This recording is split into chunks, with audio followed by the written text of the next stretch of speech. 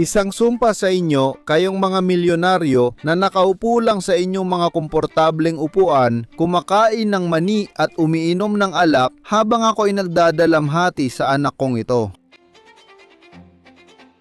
Enero 10, 1860 ay isa na namang araw para sa mga manggagawa sa Pemberton Mill sa Lawrence, Massachusetts. Natapos na ang pista ng Pasko at balik na sa mahabang oras ng trabaho. Mayroong mahigit 600 katao sa loob ng pabrika, mga lalaki, babae at pati mga bata. Pamilya-pamilya ang nagtatrabaho rito. Sa sahot na 50 sentimo bawat araw, masaya ang lahat na magtrabaho para may pagkain sa mesa. Noong kalagitnaan ng ika-19 na siglo sa New England, walang oras maglaro ang mga bata, puro 12 oras na trabaho lang. Nasa madilim tayong panahon ng Rebolusyon Industrial at lalo pang didilim ang mga pangyayari sa araw na ito.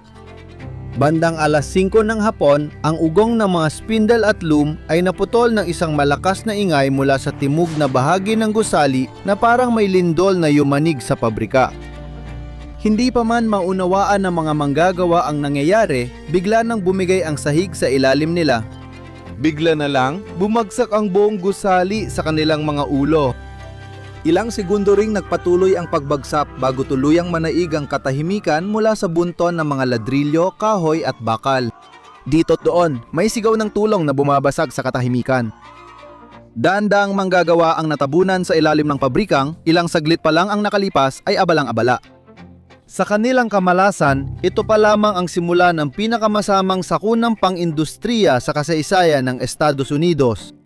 Ang Pemberton Mill ay isa sa maraming gilingan sa industrial na bayan ng Lawrence malapit sa Boston, Massachusetts.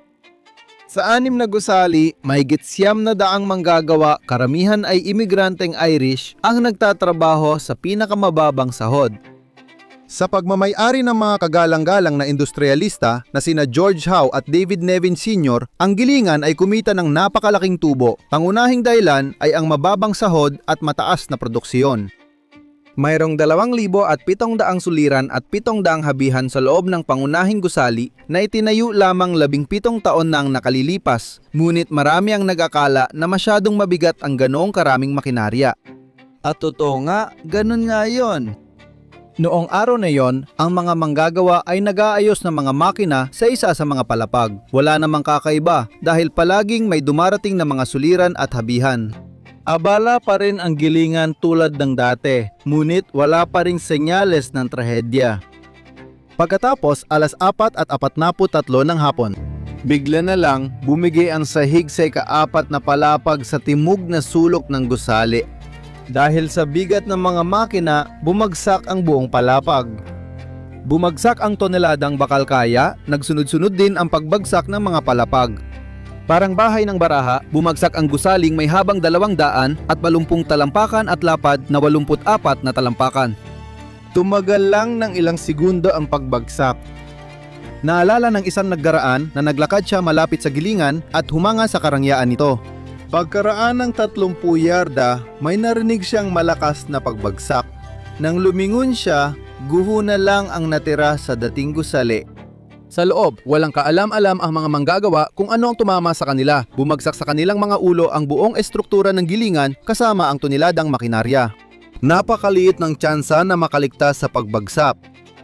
Pero ilang sandali matapos humupa ang alikabok, nagsimulang lumabas ang mga tao mula sa guho. Marami sa kanila ay sugatan, may mga bali ang mga braso at binti at ang kanilang mga muka ay nababalutan ng dugo. Sa isang himala, ilan sa kanila ay walang galus. Isang batang lalaki na balot ng alikabok lumitaw mula sa tambak ng kahoy na walang sugat. Kalma siyang lumabas sa kalsada, sinindihan ng pipa at lumakad palayo sa lugar. Ang katahimikan pagkatapos ng pagbagsak ay naputol ng hysterical na sigaw. Marami pang manggagawa ang natrap sa guho ng gusali at makina na hindi makalabas mag-isa. Walang nakakaalam kung ilan ang natabunan sa ilalim nito. Mahalaga ang bawat segundo sa kanila. At madaling tumulong ang mga manggagawa mula sa mga kalapit na gusali kasama ang ilang nakaligtas na may pasalang. Pinatunog ang alarma at nagbigay babala sa buong bayan. Hindi pa naranasan ng mga taga-Lawrence ang anumang kalamidad, lalo na ang ganito kalaking sakuna. Gayunpaman nagmadali silang lahat upang tumulong. Sa disiplinadong paraan, isa-isang inalis ng tagapagligtas ang mga harang habang daan-daan silang pumasok sa loob ng mga guho. Ang sigaw ng tulong at ungol ng naghihingalo ang nagtulak sa kanila na magtrabaho lampas sa kaya nila. Dahil lamang sa kanilang higitaong pagsisikap, kaya maraming natrap ang nakaiwas sa tiyak na kamatayan. Ngunit marami rin sa kanila ang nagtamo ng matitinding sugat. Sa kasamaang palad, may ilang manggagawa na hindi na nailigtas. Nadagan sila ng mabigat na karga kaya hindi na nila naiwasan ang kamatayan. Si Mary Bannon, isang dalaga, ay nanghingi sa kaibigan na ibigay sa kanyang ama ang kanyang sahod at magpaalam para sa kanya nang malaman niyang mamamatay na siya. Patuloy ang paghila ng mga bangkay habang nililinis ng mga tagapagligtas ang guho, lalong lumiit ang tsansang may matagpuang buhay pa. Hindi sila tumigil, basta may pag-asa pang mailigtas ang buhay, handa silang maghukay. 4 na oras ang ginugol sa pagsagip ng maraming buhay hanggat kaya. Bawat sandali, may bagong naililigtas na buhay o may bangkay na nahuhukay. Ang mga nakilala ng kaibigan o pamilya ay agad inuwi kahit may sugat, habang ang iba ay dinala sa City Hall. Pagkatapos na akala mong di nalalala ang sitwasyon, bandang 9:30 ng gabi. Isang panibagong trahedya ang tumama sa lugar. Ang pagsisikap ng maraming tagapagligtas ay napatigil na may malakas na sigaw, sunog! Habang nililinis ang guho, aksidenteng natumba ang lamparang may langis at nasindihan ang mga tirang hibla ng bulak at mga tinga ng kahoy. Sa loob ng mga guho ay may toneladang tirang hibla ng bulak at kahoy na babad sa langis, tumutulo mula sa mga sirang makina. Mabilis na kumalat ang apoy sa harap ng nagulat at walang nagawa ang mga tagapagligtas. Lalong lumakas ang nakakakilabot na sigaw ng mga naipit sa guho, kasabay ng mga sigaw ng takot ng mga nakasaksi sa pangyayaring ito. Habang nakikipag-unahan sa nagangalit na apoy, patuloy na hinihila palabas na matatapang na tagapagligtas sa mga tao. Sa kasamaang palad, nauwi ito sa wala dahil nilalamon ng apoy ang mga guho sa hindi masukat na bilis. Isa sa mga natrap sa sunog ay ang tagapangasiwa na si Maurice Palmer na nakiusap sa mga kaibigan na iligtas siya bago siya abutan ng apoy. Habang mabilis na kumakalat ang apoy at hindi mailigtas si Maurice Palmer, nagpasya siyang iwasan ang nakakatakot na pagkamatay sa apoy. Napakawala niya ang isa niyang kamay, inilabas ang kanyang kutsilyo at nilaslas ang sarili niyang lalamunan. Sa isang malupit na biro ng Tadhana, nagtagumpay ang mga kaibigan ni Maurice na mailigtas siya mula sa mga guho bago pa sila abutan ng apoy. Ngunit namatay pa rin ang kawawang lalaki dahil sa kanyang mga sugat. Mabilis na dumating ang Lawrence Fire Brigade sa pinangyarihan. 11 host na nakakonekta sa mga hydrant ng kalapit na Washington Mill ang nagtangkang apulahin ang apoy. Matagal nang nagsimula ang sunog nang dumating ang makinang pamatay sunog na pinapaandar ng singaw mula Manchester para tumulong. Magdamag nilabanan ng bumbero ang apoy habang sinisikap ng mga tagapagligtas na mahukay ang iilang maaari pang mailigtas. Ngunit nauwi sa wala ang lahat dahil sa dami ng mga tirang hibla ng bulak, kahoy at langis, hindi na napigil ang apoy. Isa-isang nawala ang mga sigaw sa dilim at sa lumalaganap na apoy. Ibinunyag ng bukang liwayway ang tanawin ng pagkawasat at kamatayan. Gayunpaman, patuloy pa ring nagsusumikap ang mga bumbero at tagapagligtas na mabawi kahit ang mga labi ng kababayan nila. Nasuri ang huling bahagi ng mga guho noong Enero 20 araw matapos ang pagguho. Nabawi ang lahat ng bangkay maliban sa mga lubusang nasunog.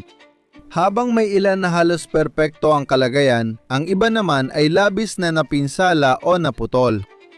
Palaging naroon ang mga pamilya ng mga nasawi, naghihintay mailabas ang katawan ng kanilang mahal sa buhay mula sa guho. Gayunpaman, maraming bisita mula sa ibang bayan at lungsod ang dumagsa ng ilang araw upang masaksihan ang trahedya. Kakaiba, nangongolekta sila ng mga relikya mula sa lugar ng trahedya. Ayon sa isang ulat noong panahong yon at ito ay CP, isang Ginoo mula sa St. Louis ang kumukuha ng isang malaking bungkos, hindi lamang sinunog na piraso ng damit na natagpuan sa mga biktima, mga suliran ng sinulid mula sa kabuuang guho, kundi pati na rin bahagi ng isang ladrilyo at ang argamasa na galing sa ibabaw nito. Sa tinatayang 670 manggagawa sa loob ng gilingan, 307 ang nakatakas ng walang sugat, 159 ang bahagyang nasugatan at 116 ang malubang na sugatan. Walot walong manggagawa ang nawalan ng buhay sa pagbagsak at sa sumunod na sunog. Pinaniniwalaang mas mataas pa ang bilang ng namatay, umabot sa 145 manggagawa dahil marami sa malubang nasugatan ay namatay din sa kanilang bahay. Lubos na nabigla ang mga taga-Lawrence sa trahedya, ngunit para sa mga manggagawa, ang kanilang lungkot ay nahaluan ng galit. Hindi makatao ang mga kondisyon sa paggawa sa Pemberton Mill at iba pang pabrika. Alam na nila ang mga bagay na kailangang tuklasin ng investigasyon. Nakatadhana talagang gumuho ang gusali. Ang hurado sa opisyal na investigasyon ng trahedya ay nagpatawag ng maraming saksi kabilang ang manggagawa, tagapangasiwa at mga taong kasali sa pantatayo ng gilingan.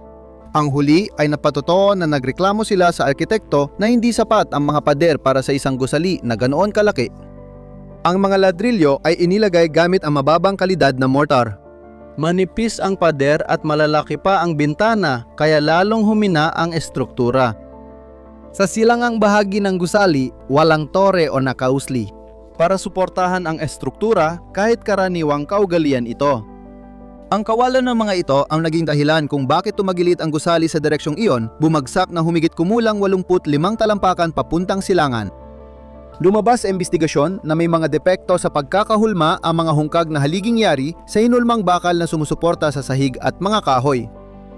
Sobrang hindi matatag ang gusali kaya inangkin ng mga manggagawa na ito ay umuuga at gumagalaw kapag lahat ng makina ay umaandar, lalo na kapag sabay-sabay ang mga habihan. Nang kanungin ng hurado si punong inhinyero Charles H. Bigelow tungkol sa mababang kalidad ng materyales sa gilingan, sinisi niya ang mga may-ari dahil sila raw ang bumili at nag-apruba ng mga materyales, kabilang ang mga hinulmang piyesang bakal. Nang itinayo ang gilingan noong 1853 ito ay pagmamay-ari ng magkaibang tao, sina John A. Lowell at ang kanyang bayaw na si J. Pickering Putnam. Ang dalawa ang nagpundo sa pagpapatayo ng gilingan na umabot sa halagang $850,000. Noong panahong yon, malaking halaga ito kaya ginawa ng dalawang tagapundo ang lahat upang madali ang pagtatayo ng gusali at bawasan ang gastos kung saan posible. Ang naging resulta ay mahina ang pagkakagawa, ngunit sapat naman upang matugunan ang pangangailangan ng negosyo. Gayunpaman, noong 1857, ibinenta ni Lowell at Putnam ang gilingan kina George Howe at David Nevin Sr., mga mayayamang mangangalakal, industrialista at mamumuhunan mula sa New England. Upang mapataas ang kita, bumili ng mas maraming makina ang mga bagong may-ari ng gilingan. Noong panahon ng sakuna, mayroong 2,700 suliran at 700 habihan na gumagana. Mabigat ito para sa isang gusaling mahina ang pagkakagawa, ngunit nagdala ito ng taunang kita na $1,500,000 sa mga may-ari nito. Magandang pakinabang iyon, kapalit ng panganib na gumuho ang gusali. Noong araw ng sakuna, bumigay lang ang timog na bahagi ng ika-4 na palapag sa bigat ng mga makina at na nagpabagsak sa buong gusali. Gayunpaman, walang napatunayang may sala sa investigasyon. Ni ang mga mamumuhunang gumamit ng mababang kalidad na materyales sa pagpapatayo ng gusali, ni ang arkitektong namahala, ni maging ang mga may-aring nagkarga rito ng mabibigat na makina. Ganyan ang Amerika noong panahon ng Rebolusyong Industrial. Isa sa mga may-ari, si David Nevin Sr. ay binili ang parte ng kasosyo niya at nagtayo ng bagong gilingan doon. Nagpatuloy ang negosyo gaya ng dati. Dahil sa sakuna, naging mas mahigpit ang mga patakaran sa pagtatayo ng pasilidad pang-industriya. Pinaigting nito ang kamalayan ng mga manggagawa sa kahalagahan ng pamantayan sa kaligtasan sa mga pook-trabahong pang-industriya. Binalaan sila ng sakuna sa Pemberton Mill na mas mahalaga sa mga mayayamang industrialista ang kasakiman kaysa sa kalusugan, kabuhayan at maging sa buhay ng mga manggagawa. Ian ay rich.com/darkhistory. Panurin ang episode na ito pagkatapos kung interesado ka sa video na ito. Like at magkomento kung gusto mong suportahan ang channel.